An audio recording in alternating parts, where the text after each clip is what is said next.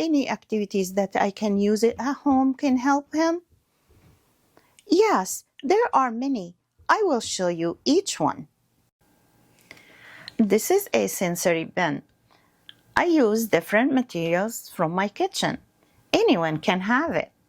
Let's open it and see what's inside here. We have lentils. We have black seeds. We have rice, but I added food color, the blue color, and this kind of lentil, and this puffed cereal. This is very nice for children because it's food and it has different textures.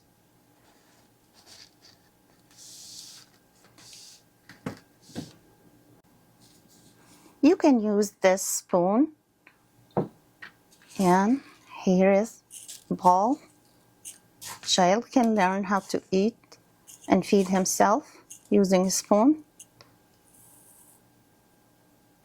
And you can use this tool also. Let's try this. Cereal.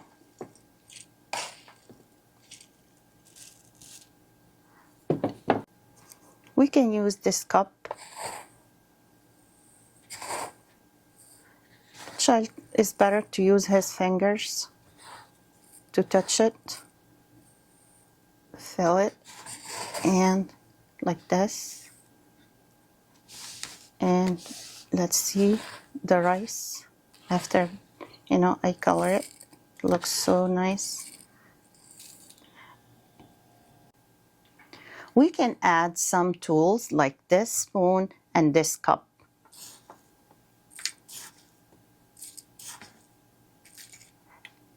And model how to use it in the front of your child. Or use hand over hand to show him how we do it. We have these two also. Let's move to the rice. Like that. And never leave the child without supervision. We can add some toys like animals. Can bury them like that.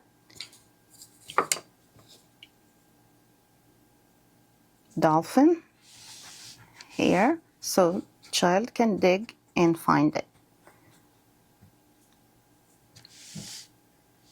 Penguin.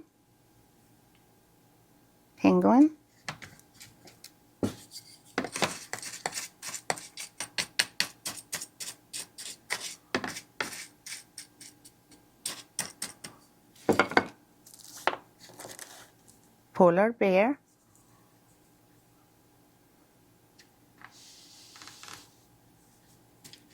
And so on. Ask the child to dig, and find them. Take it out. Because some children, they're scared of touching materials with different textures. Penguin. Dolphin.